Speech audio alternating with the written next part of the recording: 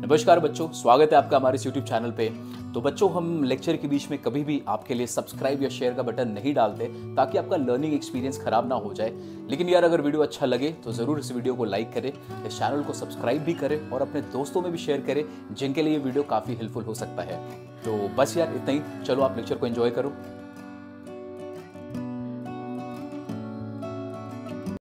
तो नमस्कार दोस्तों, स्वागत है आपका हमारे इस यूट्यूब चैनल पे। मेरा नाम है अंकुश राज और इस वीडियो में बच्चों हम कर रहे हैं उस सीरीज़ को कंटिन्यू जो इसके पहले हमने एक्सरसाइज 4.2 हम कर रहे हैं क्लास 11th अप्लाइड मैथ्स। उसमें हमने क्वेश्चन नंबर 15 तक किया था बच्चों इसके पहले वाले वीडियो में। तो इस वीडियो में हम शुरू करते हैं क्वेश्चन नंबर 16 से, ठीक है। तो चलिए without wasting any time let's start. तो question number 16 says the volume of a conical tent. तो हमारे पास एक टेंट है जिसका जो वॉल्यूम आपको दे रखा है क्वेश्चन में 1232 metre cube and the area of the base floor. तो उसका जो कोन है, तो चलो एक हमारे पास टेंट है और वो जो टेंट है आपने देखा होगा, टेंट तो आपने कई बार देखा होगा कई जगह। तो इस तरीके से हमारे पास एक टेंट है जिसका आपको वॉल्यूम दे रखा है और उसका एरिया ऑफ द बेस दे रखा है, ठीक है। तो ये हमारे पास टेंट है, इसका वॉल्यूम आपको पता है और area of the base floor, area of the base floor मतलब ये जो इसका नीचे वाला पार्ट है ना, सर्कुलर पार्ट, इसका एरिया अपने को दे रखा है, area is 154 metre square.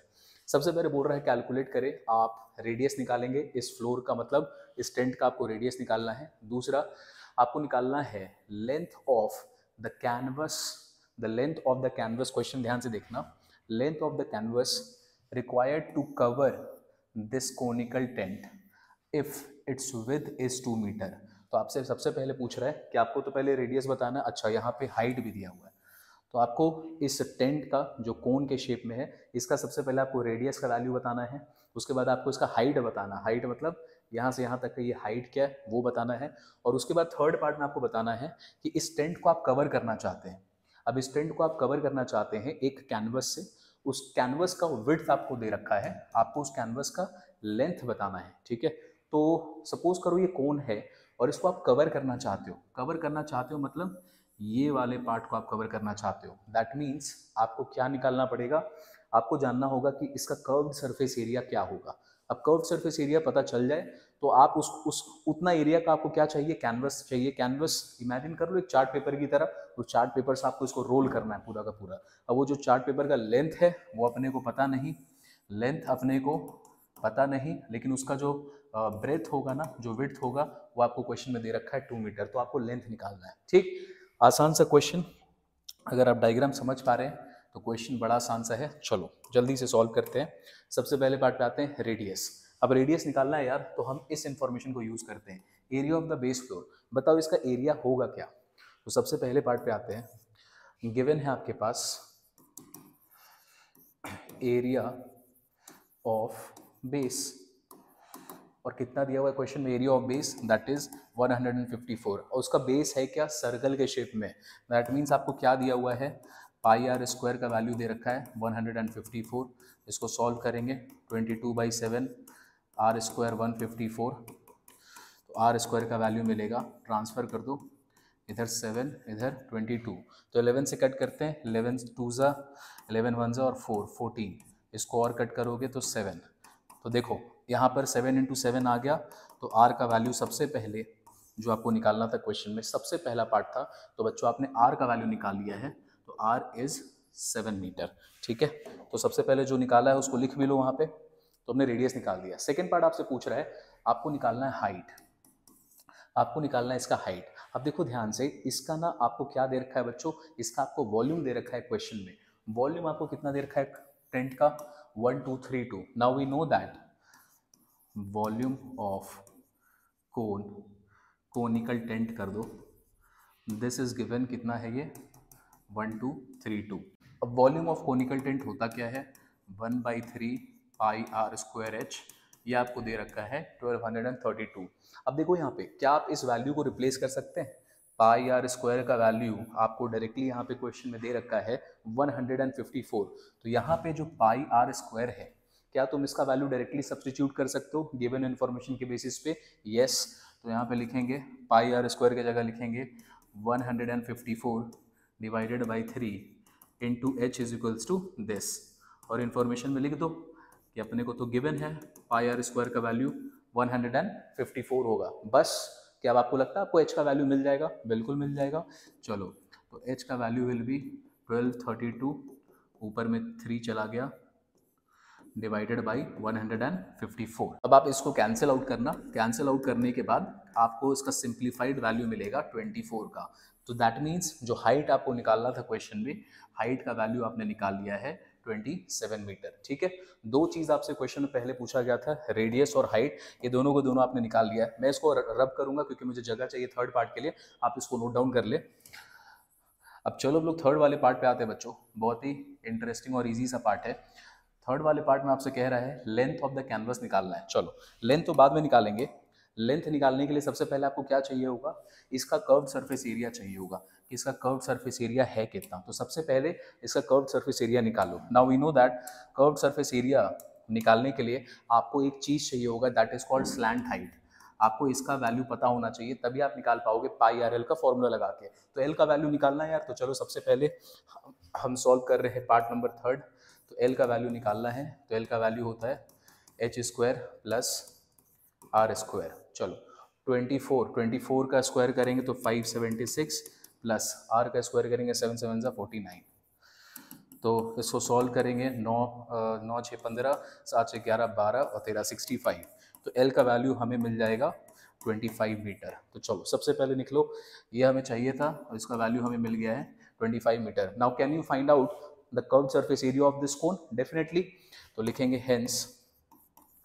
Hence curved surface area of tent is equals to pi r l. तो 22/7 इंटू आर कितना निकाला हमने, 7 मल्टीप्लाइड बाई 25। तो 7 और 7 गया, तो 22 इंटू 25, 25 तो 25 का 20 हो गया, 500 इंटू 2 550। तो हमें यहाँ पर कर्व्ड सरफेस एरिया आपको मिल गया है कोनिकल टेंट का। नाउ अब एक बात बताओ, जो कैनवस आप लगाना चाहते हो, let the length of canvas be L. अच्छा, एल तो हमने पहले निकाला था, कैपिटल एल में रख लो। Let the length of the canvas be L metre. Width already आपको कैनवस का दे रखा है बच्चों क्वेश्चन में, दैट इज 2 मीटर। तो ये अपने को पहले से पता है। तो क्या जानते हैं हम लोग कि therefore the area of canvas should be equals to the curved surface area of cone। ये होना चाहिए। आपको इसको कवर करना है, तो आपको कवर करने के लिए उससे कर्व्ड सरफेस एरिया को कवर करना है, तो उतना ही एरिया का आपको कैनवस चाहिए होगा। अब कैनवस है बेटा एक चार्ट पेपर की तरह इमेजिन करो, तो रेक्टेंगुलर शेप का है, तो लिखेंगे length into width should be equals to, हमने कितना निकाला था यहाँ पे 550 मीटर स्क्वायर। तो लेंथ अपने को पता नहीं, विड्थ अपने को पता है 2, तो दिस इज 550 मीटर स्क्वायर, ये भी मीटर में है। तो लेंथ का वैल्यू आपको मिल जाएगा 550 डिवाइडेड बाई 2 मीटर। तो मीटर कैंसिल, 1 मीटर बचा और इसको 2 से कैंसिल करेंगे, दिस इज 27 मीटर। तो length of the required canvas जो अपने को निकालना था वो हमने निकाल दिया है, एंड दैट इज 275 मीटर। ठीक है, तो आसान सा क्वेश्चन था। अगर अभी तक आपने 15 क्वेश्चन जो हमने करे हैं वो अगर अच्छे से सॉल्व किया है, तो ये क्वेश्चन कंपैरेटिवली आपको आसानी लग रहा होगा। ठीक है, चलो जल्दी से चलते हैं अगली क्वेश्चन की ओर। चलो, क्वेश्चन नंबर 17 बोलता है कि फाइंड द रेडियस। तो आपको रेडियस निकालना है, तो सबसे पहले find the radius and curved surface area. Curved surface area किसका निकालना है? कोन का निकालना है। ठीक है, तो हमारे पास एक कोन है, आपको उसका निकालना है। सबसे पहले तो रेडियस, उसका आप निकालेंगे रेडियस, और आप उसका निकालेंगे कर्व्ड सरफेस एरिया। ठीक है, तो उसका रेडियस निकालना, कर्व्ड सरफेस एरिया निकालना। देखो क्या बोल रहा है, this cone is made from a quadrant of a circle, जिसका रेडियस आपको बोल रहा है 28 सेंटीमीटर। तो ध्यान से देखो क्वेश्चन में क्या बोल रहा है कि आपके पास ना एक क्वाड्रेंट है सर्कल का। चलो एक सर्कल का क्वाड्रेंट बना लेते हैं। तो ये हमारे पास क्वाड्रेंट आ गया। अब ये जो क्वाड्रेंट है, ये इसका जो रेडियस होगा, तो दिस रेडियस इज गिवन 28। तो यहाँ पे भी इसका रेडियस क्या हो जाएगा, ये हो जाएगा 28। अब ये जो कोन आपने बनाया है वो बनाया है आपने इस क्वाड्रेंट की मदद से। तो बच्चों इमेजिन करो ये 3D फिगर है, अगर आप इसको रोल करोगे, इस तरीके से मोड़ोगे, तो इसको मोड़कर आप इस तरीके से इमेजिन कर लो, पेपर आपके पास इस शेप का, उसको आप मोड़ के, मूंगफली बनता है ना मूंगफली, तो आपने देखा होगा उसमें जो बना के कोन बना के आपको मिलता है, उसी तरीके से आप इसको ऐसे मोड़ेंगे। तो जब आप इसको मोड़ेंगे तो ये जो इसका रेडियस वाला पार्ट है ना, ये जो रेडियस वाला पार्ट है वो बन जाएगा इसका हाइट, स्लैंट हाइट। ठीक है, आप इमेजिन कर सकते हैं मूंगफली वाले भैया को आपने देखा होगा कि पेपर को मोड़ देते हैं, तो वो जो उसका रेडियस है ये वाला, ये बन जाएगा इसका क्या, स्लैंट हाइट। मतलब ये L का वैल्यू आपको मिल गया है 28 सेंटीमीटर, जो उसका रेडियस होगा वो इस कोन का स्लैंट हाइट बनेगा। दूसरा कि जब आप इसको मोड़ोगे तो ये वाला पार्ट यहाँ पे आके चिपकेगा, तो ये जो डिस्टेंस है ना, ये वाला जो डिस्टेंस है यहाँ से यहाँ तक का, मेरे पास पेपर होता तो मैं आपको ज़्यादा अच्छा दिखा पाता, लेकिन ये वाला जो पार्ट है, ये वाला पार्ट, यही इसका क्या बनेगा, कोन का सरकमफरेंस बनेगा बेस का। वही उसी को ऐसे मोड़ोगे तो वो पार्ट, तो यहाँ जो हम डायरेक्टली क्या बोलेंगे कि द सरकमफरेंस ऑफ क्वाड्रेंट, जो भी सरकमफरेंस होगा क्वाड्रेंट का, मतलब ये वाला पार्ट, यही पार्ट क्या बनेगा, the circumference of base of the cone. तो this will be equals to circumference of base of the cone. ठीक है, अब एक कॉमन सेंस से बात बताओ, क्या आपको इसका सरकमफरेंस निकालने आता है? क्या आप इस एरिया का पार्ट निकाल सकते हो? हमने पढ़ा है इसको पहले भी 4.1 में ही पढ़ा था। क्या आप उसका वैल्यू निकाल सकते हैं? बिल्कुल, 2 पाई आर, आर के जगह रखेंगे 28 डिवाइडेड बाई 4। अगर आप उसको डिवाइड बाई 4 करोगे बच्चों तो आपको इस पार्ट का वैल्यू मिल जाएगा। ठीक है, ये वाले पार्ट का, तो हमने उसको निकाल दिया 2 pi R divide by 4। This will become equals to circumference of the base of the cone. अब एक बात बताओ, ये जो बेस है ये कौन से शेप में है? तो आप बोलेंगे सर ये सर्कुलर शेप में। तो अगर वो सर्कुलर शेप में है तो उसका क्या आप रेडियस निकाल सकते हैं? बिल्कुल, let the radius be r. तो हम क्या बोलेंगे, 2 पाई आर का वैल्यू क्या हो जाएगा, वही आपको निकाल कर दे देगा सरकमफरेंस ऑफ द बेस। अब इन दोनों को इक्वेट करो तो क्या क्या कैंसिल होगा, 2 पाई गया, यहाँ भी 2 पाई गया, और ये इसको कैंसिल आउट करके बच गया 7। तो आर का वैल्यू डायरेक्टली आपको क्या मिल जाएगा, 7 मीटर। ठीक है, अच्छा मीटर नहीं, यहाँ सेंटीमीटर में चल रहा है तो इसको सेंटीमीटर कर दो। तो अब हम क्या बोलेंगे कि सबसे पहले हमने क्या निकाल दिया है, इसका जो रेडियस का वैल्यू आपसे पूछा गया था, आपने उसका रेडियस निकाल दिया, तो पहला वाला चीज आपने निकाल दिया। दूसरा क्या पूछा क्वेश्चन में आपसे, कर्व सरफेस एरिया निकालना है। तो कर्व सरफेस एरिया का फॉर्मूला आप जानते हैं, तो curve surface area of cone is equals to pi r l. Solve कर दो, पाई रेडियस निकला हमारा 7 और उसका जो हाइट है दैट इज 28। तो 7 और 7 कैंसिल हो गया, 22 इंटू 28 करेंगे तो आ जाएगा आंसर 616 सेंटीमीटर स्क्वायर। और this is the required curve surface area. चलो तो आते हैं अब हम लोग अगले क्वेश्चन में, क्वेश्चन नंबर 18। क्वेश्चन नंबर 18 बोलता है कि अ हेमिस्फेरिकल डोम, तो आपके पास एक हेमिस्फेरिकल डोम है, ताजमहल के ऊपर वाला पार्ट आपने देखा है ना, डोम शेप का होता है। तो डोम शेप किस शेप में होता है बच्चों, तो वो एक हेमिस्फेरिकल शेप में होता है। तो आपके पास कुछ इस तरीके का डोम है और इसको आपको क्या करना है, क्वेश्चन में बोल रहा है of a building needs to be painted from outside. तो आपको इसको आउटसाइड पेंट करना है। अब इमेजिन करो ये डोम है, आपको इसको आउटसाइड पेंट करना है, मतलब कौन से पार्ट को पेंट करना है, ये वाला पार्ट को। ठीक है, आउटसाइड करना है, ये अंदर वाला को नहीं करने वाले, अंदर वाला तो जमीन पे होगा, इनसाइड आपको नहीं करना, बाहर से करना है। तो अगर बाहर से पेंट करना है मतलब क्या निकालना होगा आपको, इसका कर्व्ड सरफेस एरिया निकालना होगा। क्या हम curved surface area of hemisphere का फॉर्मूला जानते हैं? बिल्कुल, तो कर्व्ड सरफेस निकाल लेंगे। लेकिन कर्व्ड सरफेस निकालने के लिए आपको क्या चाहिए, कर्व्ड सरफेस का फॉर्मूला होता है 2 पाई आर स्क्वायर। अब ये निकालने के लिए बच्चों आपको चाहिए क्या होगा, रेडियस। क्या क्वेश्चन में आपको रेडियस का इन्फॉर्मेशन दे रखा है?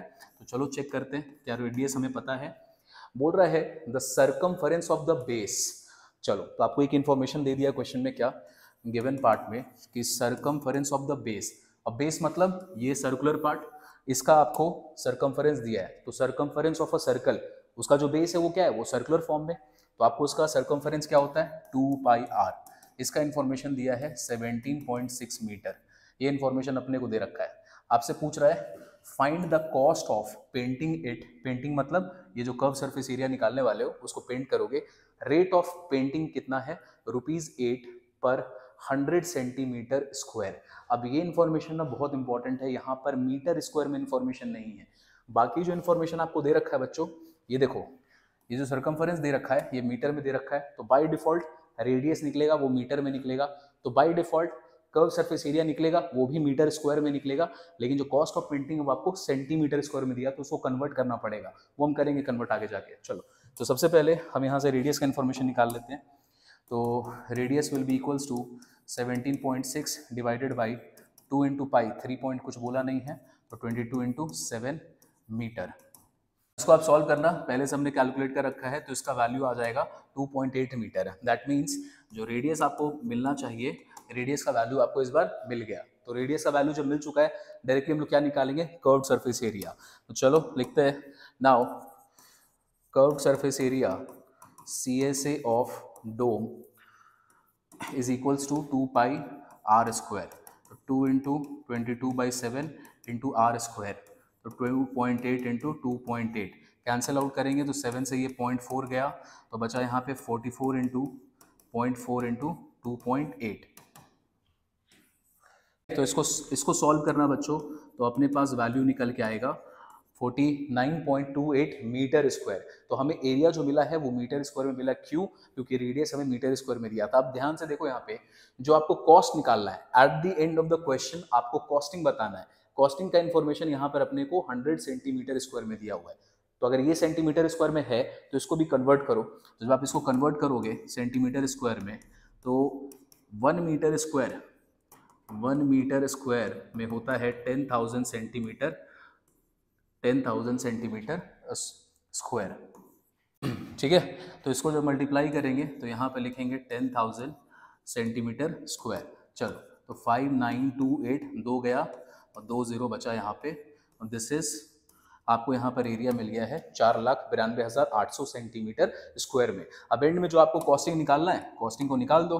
Hence the cost of painting, hence the cost of painting is equals to total area है 492,800 सेंटीमीटर स्क्वायर, और कॉस्टिंग क्या दिया हुआ अपने को, ₹8 पर 100 सेंटीमीटर, तो ₹8 पर 100 सेंटीमीटर स्क्वायर। तो 100 सेंटीमीटर 100 कैंसिल, यहाँ से 100 कैंसिल किया, ये बचा, तो एंड में बच रहा हमारे पास 4928 मल्टीप्लाइड बाई 8 रुपया, का वैल्यू आएगा 39,424।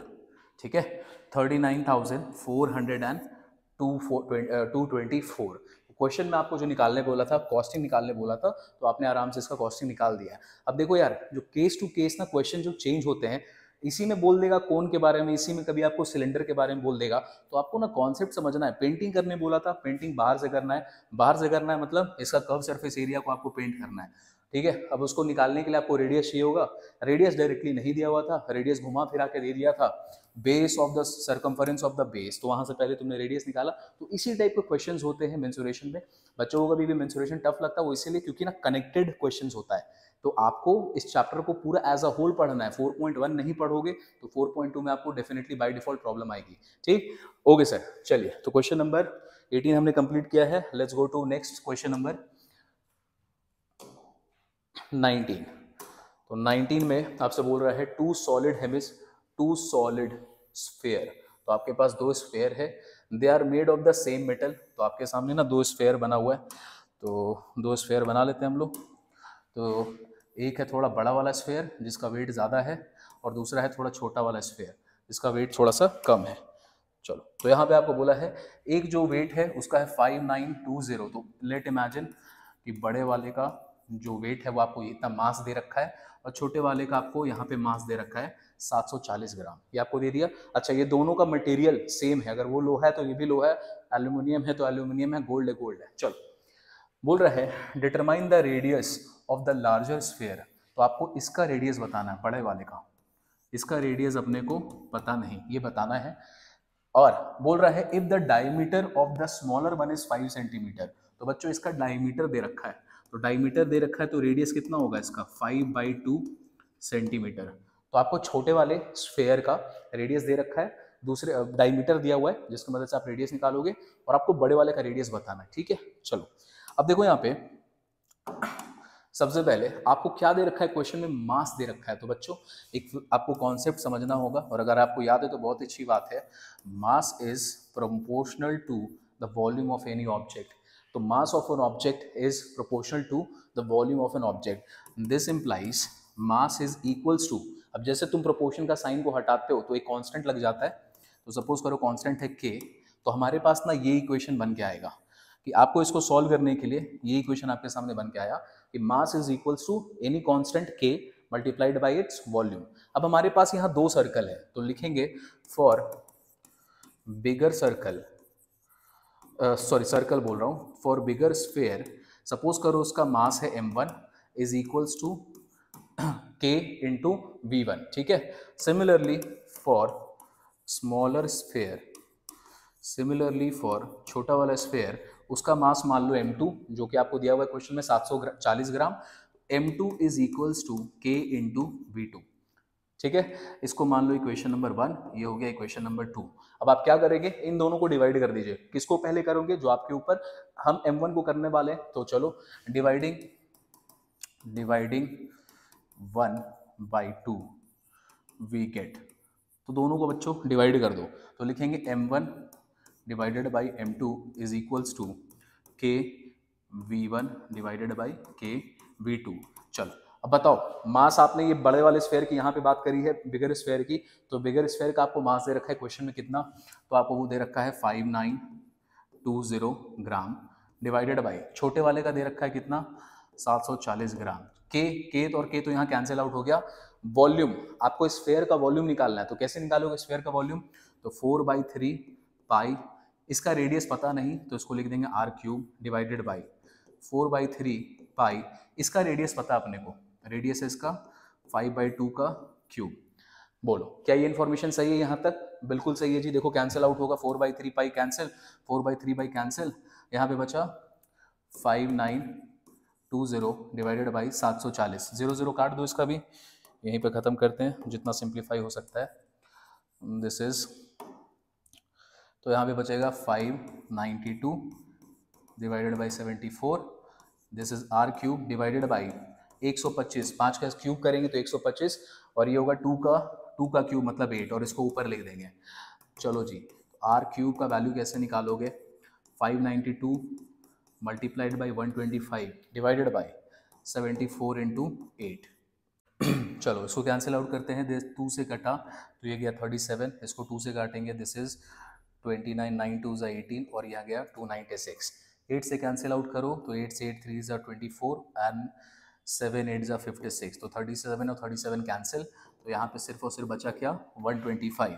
लो भाई, तो r का वैल्यू 5 का क्यूब होता है ना 125, तो r का वैल्यू अपने को मिल गया है 5, दिस इज 5 सेंटीमीटर। और अपने को क्वेश्चन में क्या बोला था निकालने के लिए बच्चों, आपसे क्वेश्चन ये पूछा था find the radius of the larger sphere, तो r आपने निकाल दिया, तो हेंस लास्ट में लिख देना, hence the radius of the larger bigger sphere is 5 centimetre, बस क्वेश्चन हमारा हो जाएगा खत्म। तो नेक्स्ट क्वेश्चन पे आते हैं, क्वेश्चन नंबर 20।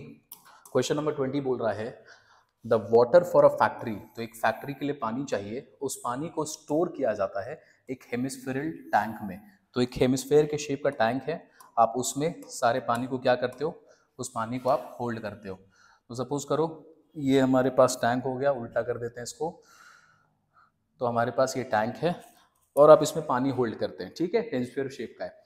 बोल रहा है जिसका इंटरनल डायमीटर क्वेश्चन में दे रखा है, the internal diameter is 14 metre, तो इसका जो इंटरनल डायमीटर है वो 14 मीटर है, तो बच्चों रेडियस कितना हो जाएगा इसका रेडियस हो जाएगा 7 मीटर, ठीक है। आगे बोल रहा है the tank contains 50 kilolitre of water, तो इस टैंक में अभी पानी कितना है 50 किलोलीटर ऑफ पानी है, ओके। वाटर इज पम्प, अब इसमें पानी और डाला जा रहा है, the water is pumped into a tank to fill it to its capacity, तो जो इसका मैक्सिमम कैपेसिटी है उतना भरने के लिए और उसमें पानी डाल रहे हैं हम लोग। अब आपसे क्या पूछ रहा है, find the volume of the water which is pumped into the tank, तो आप बताइए कि ऑलरेडी इसमें 50 किलोलीटर पानी है और आपको कितना पानी डालना पड़ेगा ताकि अपने मैक्सिमम कैपेसिटी में पहुंच जाए।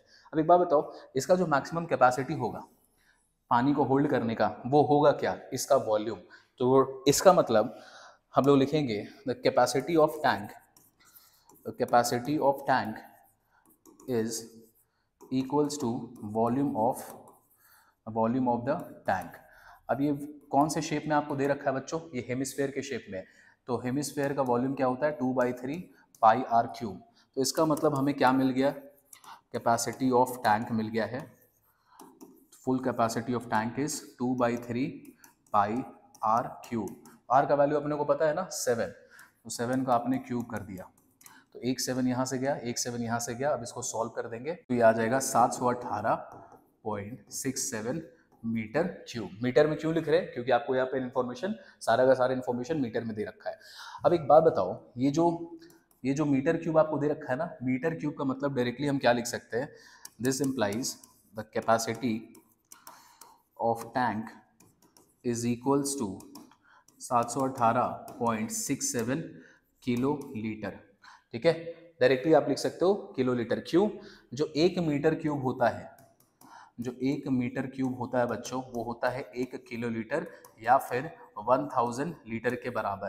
तो लास्ट वीडियो में भी हमने क्वेश्चन किया था जहां पर आप मीटर क्यूब को लीटर में कन्वर्ट कर रहे थे, तो लीटर में 1000 लिखते हैं, किलो लीटर वो बोलेंगे तो 1 किलो लीटर। तो हमारा कैपेसिटी हमें पता चल गया। अब आपसे पूछ रहा है कि इस टैंक में ना टोटल 718 जा सकता है, 50 पहले से है, तो हमें कितना पानी और डालना पड़ेगा?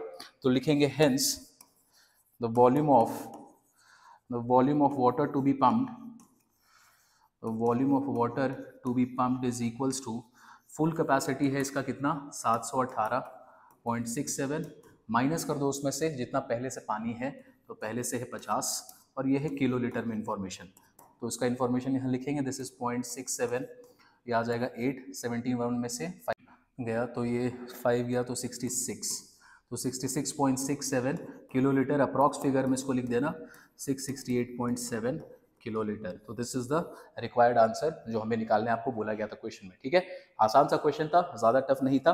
चलो फटाक से चलते हैं क्वेश्चन नंबर 21 में। अब 21 क्वेश्चन बहुत अच्छा है यार, इसको बहुत अच्छे से समझना, थोड़ा सा समझना पड़ेगा, फिगर को आपको इमेजिन करना पड़ेगा जो आपका ऑब्जेक्ट बनने वाला है। तो ध्यान से देखना, सबसे पहले पूछ रहा है कि a cone of maximum size is carved out from a cube. तो हमारे पास ना एक क्यूब है, तो सबसे पहले क्यूब बना लेते हैं। अच्छा, अब इसका जो डायग्राम बनाना थोड़ा मुश्किल होगा, क्यों मुश्किल होगा आप समझ पाओगे। तो हमारे सामने ना ऐसे करके एक क्यूब दिया हुआ है बच्चों। अब बोल रहा है कि ये जो क्यूब है इसका एज आपको दे रखा है 14 सेंटीमीटर का है। तो आपको बोल रहा है अच्छा ये जो एज है इसका, ये है यहाँ से यहाँ तक कितने का, ये 14 सेंटीमीटर। तो क्यूब है तो तीनों का तीनों साइड तो इक्वल ही होगा, तीन क्या सारे के सारे साइड इक्वल होंगे, 14 सेंटीमीटर। अब बोल रहा है इसमें से आपने कोन निकाल दिया, तो ये क्यूब में से आपने कैंची से या कैसे भी करके काट के इसमें ना एक क्यूब बना दिया है। तो सपोज करो, एग्जैक्ट फिगर बनाना मुश्किल होगा, सपोज करो ये क्यूब है और आपने ये बनाया है और इस तरीके से आपने इसमें से एक क्यूब बना के कोन बना के इस क्यूब से निकाल दिया। अब ये जो कोन आपने बनाया होगा, बताओ इसका जो हाइट होगा, यहाँ से यहाँ तक का हाइट होगा जो भी, वो हाइट कितना होगा? तो बच्चों कॉमन सेंस है, अगर इमेजिन कर पा रहे हो तो ठीक है, 3D में इमेजिन करना थोड़ा सा मुश्किल होगा, लेकिन जो इसका हाइट होगा ना वो उतना ही होगा जो इसका क्यूब का हाइट होगा। दैट मीन्स इसका हाइट कितना हो जाएगा, जो क्यूब का हाइट है that is 14 metre. First point. Second point कि जो इसका डायमीटर होगा, इस कोन का जो डायमीटर होगा यहाँ से यहाँ तक, ये भी कितना होगा मैक्सिमम। तो अगर आप फिगर को अच्छे से देखोगे तो इसका पूरा का पूरा डायमीटर होगा वही जो इस क्यूब का एज का साइड है, मतलब डायमीटर इसका यहाँ से यहाँ तक का हो जाएगा, डायमीटर विल बी 14 सेंटीमीटर। तो अगर डायमीटर 14 सेंटीमीटर है तो कोन का रेडियस कितना हो जाएगा, 7 सेंटीमीटर। बस आपको इतना चीज खाली समझना है। अगर ये आप इमेजिन कर पा रहे हो बहुत अच्छी बात है, नहीं कर पा रहे हो तो वीडियो को वापस से रिवाइंड करो, फिर से देखो। ठीक है, अच्छा तो सबसे पहले गिवन क्या चीज हो जाएगा हमारे पास, तो गिवन यहाँ पे गिवन पार्ट क्या हो जाएगा, फॉर कोन उसका कोन का हाइट होगा दैट विल बी 14 सेंटीमीटर और कोन का जो डायमीटर होगा वो भी होगा 14 centimetre. This implies radius will B 7 centimetre. ठीक है, ठीक है सर। अब देखो आपसे क्या पूछा था, आपको बताना है surface area of the cone. सबसे पहले आपको निकालना है surface area of the cone and second में surface area of the remaining solid. तो जब आपने इसमें से कोन काट वट के निकाल दिया होगा तो जो सरफेस बचा होगा उसका सरफेस एरिया बताना है। तो सेकंड वाला में बाद में आएंगे, पहले आसान वाला पहले वाले को करते। आपने कोन निकाला है भाई साहब, तो कोन का आप मुझे बताओ सरफेस एरिया। ठीक है, तो सरफेस एरिया निकालना है। अब देखो आपको निकालना है बच्चों surface area of the cone. Surface area निकालने के लिए आपको कर्व सरफेस एरिया प्लस आपको नीचे का बेस का एरिया चाहिए होगा। दैट मीन्स हमें स्लैंट हाइट की जरूरत पड़ेगी, तो हमें ये एल की जरूरत पड़ेगी। एल का इन्फॉर्मेशन अभी हमारे पास है नहीं, तो पहले एल का इन्फॉर्मेशन निकाल लो। तो एल का वैल्यू कैसे निकालोगे, square root of h square plus r square, height कितना दिया हुआ हमें 14, तो 14 का स्क्वायर प्लस यहाँ पे 7 का स्क्वायर, तो इसको सॉल्व करेंगे तो एल का वैल्यू आएगा 14 का हो जाएगा 196, 7 का हो गया 49, तो ये वैल्यू आ जाएगा 9 6 15 9 4 13 और 1 14, 245।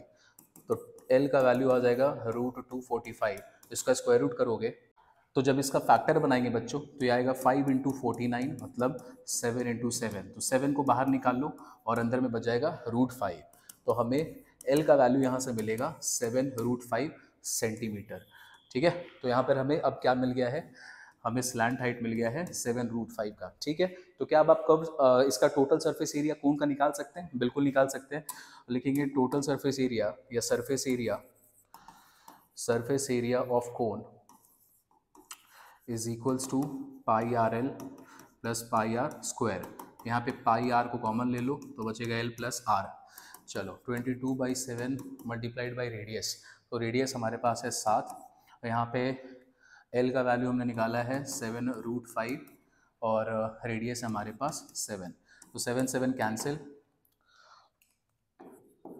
अब यहाँ से क्या करेंगे, 7 को कॉमन ले लो तो यहाँ पे बचेगा √5 + 1, 7 को इससे मल्टीप्लाई को 7 2 14, 14 और 1 15, 155 √5 + 1। ठीक है, आपके किताब में जो आंसर है ना वो यहीं पे छोड़ा हुआ, तो आप भी यहाँ पे छोड़ दो, अब इसको लिख दो सेंटीमीटर स्क्वायर। ठीक है, तो सबसे पहला पार्ट जो था हमारा, आपको क्या बोला गया था कि आपको सरफेस एरिया बताना है, किसका बताना है, कोन का, ये आपने निकाल दिया और ये इसका आसान पार्ट था। अब देखो जो सेकंड चीज आपसे पूछा है ना, इसमें आपको थोड़ा दिमाग लगाना है, रिमेनिंग सॉलिड का एरिया पूछा है। तो आपका ये क्यूब था, उसमें से आपने क्या काट दिया, आपने ये कोन काट के निकाल दिया है। ठीक है, अब जब आप इसको कोन को काट के निकाल दोगे तो देखो आपको कुछ कुछ इमेजिन करना पड़ेगा और उसको अच्छा से समझो। क्या, सबसे पहले कि आपको पूछा है कि रिमेनिंग पार्ट का सरफेस एरिया निकालना है, तो हम लोग लिखते हैं एरिया,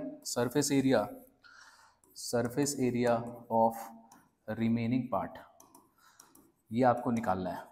तो सबसे पहले इसमें ना सरफेस एरिया जो कोन का होता, अगर पूरा का पूरा सरफेस एरिया जो क्यूब का होता, अगर इसमें कोन नहीं निकाला गया होता तो क्या होता, तो आप बोलेंगे सर सरफेस एरिया ऑफ कोन वो तो आता है 6a²। ठीक है, ये सरफेस एरिया किसका होता, पूरा का पूरा क्यूब का, लेकिन तुमने अब इसमें से ना कोन हटाया है तो नीचे का जो बेस वाला पार्ट होगा वो हट गया होगा। ये जो नीचे का बेस वाला पार्ट होगा ना बच्चों, ये वाला पार्ट हट गया होगा, तो आपको उसके एरिया को हटाना पड़ेगा। अब जो नीचे वाला बेस पार्ट है ये कौन से शेप में, सर्कल के शेप में, तो आप उसमें से सर्कल का एरिया हटा दो, तो यहाँ से हट जाएगा ये πr², वो तो हट गया।